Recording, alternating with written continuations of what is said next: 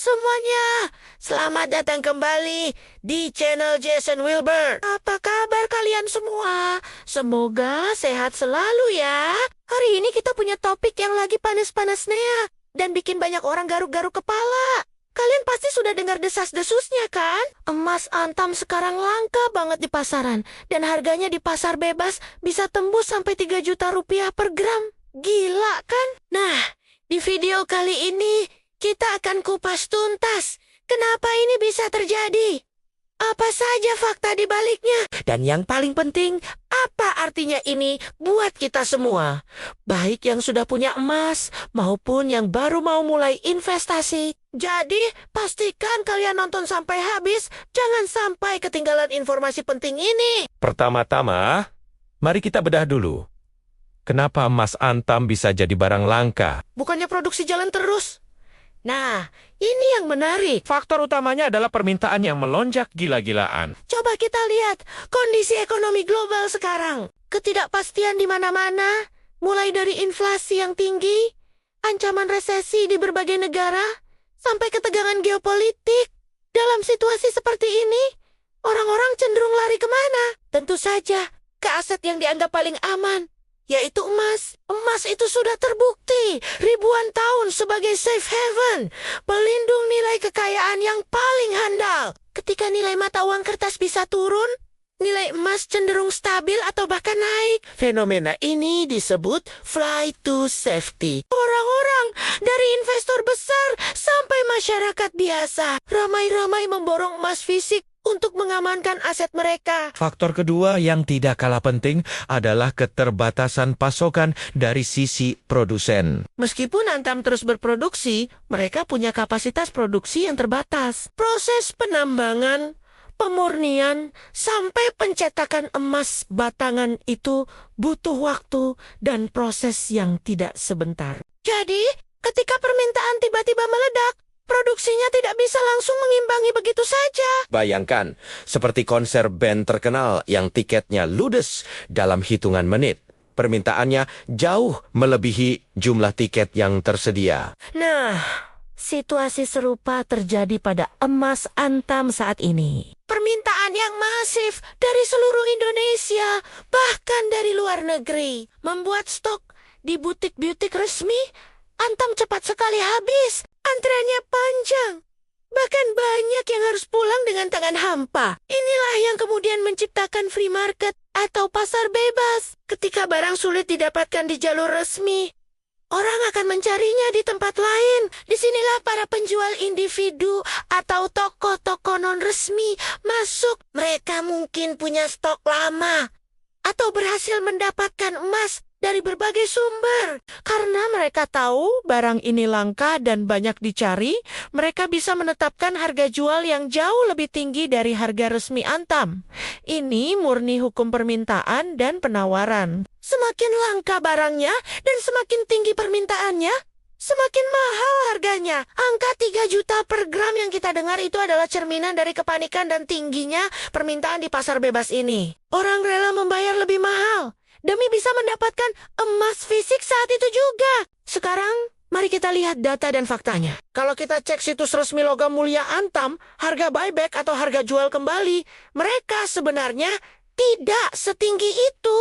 Perbedaan antara harga jual resmi yang barangnya sulit didapat dan harga di pasar bebas inilah yang disebut premium. Premium yang sangat tinggi ini menunjukkan adanya kepanikan pasar. Orang tidak lagi hanya melihat emas sebagai investasi, tapi juga sebagai barang koleksi yang langka. Ini mirip seperti fenomena sneakers, edisi terbatas atau tas mewah yang harganya di pasar sekunder bisa berkali-kali lipat dari harga retailnya. Bedanya, ini adalah emas, aset yang punya nilai intrinsik. Jadi, kelangkaan ini menambah lapisan nilai baru di atas nilai emas itu sendiri. Lalu, apa artinya ini semua buat kita? Kalau kamu sudah punya emas antam dari jauh-jauh hari, selamat. Asetmu sedang berada di puncak. Nilainya, kamu sedang memegang barang yang sangat dicari. Tapi, apakah ini saat yang tepat untuk menjual? Nah, ini tergantung tujuan investasimu. Kalau kamu butuh uang tunai segera, menjual sebagian mungkin bisa jadi pilihan yang menguntungkan. Tapi ingat, kalau kamu jual sekarang, Lalu kapan lagi kamu bisa beli dengan harga murah? Kalau tujuanmu investasi jangka panjang, mungkin lebih bijak untuk menahannya. Ingat, alasan orang membeli emas saat ini adalah karena ketidakpastian ekonomi. Selama ketidakpastian itu masih ada, permintaan terhadap emas kemungkinan akan tetap tinggi. Bagi yang baru mau mulai investasi emas, situasi ini memang sedikit tricky. Melihat harga 3 juta per gram di pasar bebas pasti bikin ngeri. Saran saya, jangan panik dan jangan FOMO atau fear of missing out. Jangan terburu-buru membeli di harga yang sangat tinggi di pasar bebas kecuali kamu benar-benar paham risikonya. Coba tetap pantau harga resmi di situs Antam. Coba cek ketersediaan di butik-butik resmi secara berkala. Mungkin kamu harus lebih sabar dan berusaha lebih keras. Tapi membeli di harga resmi jelas lebih masuk akal untuk investasi jangka panjang. Alternatif lain adalah mempertimbangkan emas dari produsen lain yang juga terakreditasi LBM. Atau mungkin melirik tabungan emas digital di platform yang terpercaya, di mana kamu bisa mencicil kepemilikan emas sedikit demi sedikit. Penting juga untuk waspada terhadap penipuan. Di saat seperti ini, banyak oknum yang mencoba mengambil keuntungan. Pastikan kamu hanya membeli emas dari sumber yang terpercaya. Kalau membeli dari perorangan, pastikan keaslian emasnya. Periksa sertifikatnya, cek fisiknya. Kalau perlu, ajak orang yang lebih mengerti untuk membantumu. Jangan tergiur dengan penawaran harga yang terlalu murah di bawah harga resmi.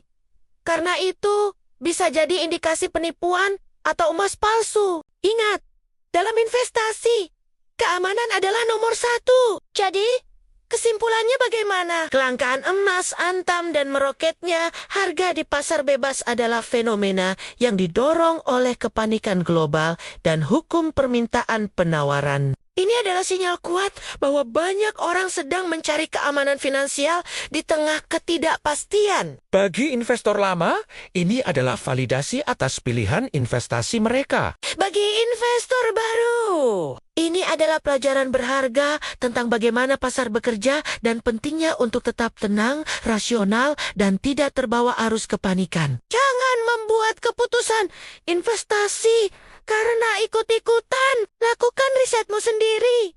Pahami tujuanmu dan sesuaikan strategimu. Emas tetaplah aset yang sangat baik untuk jangka panjang.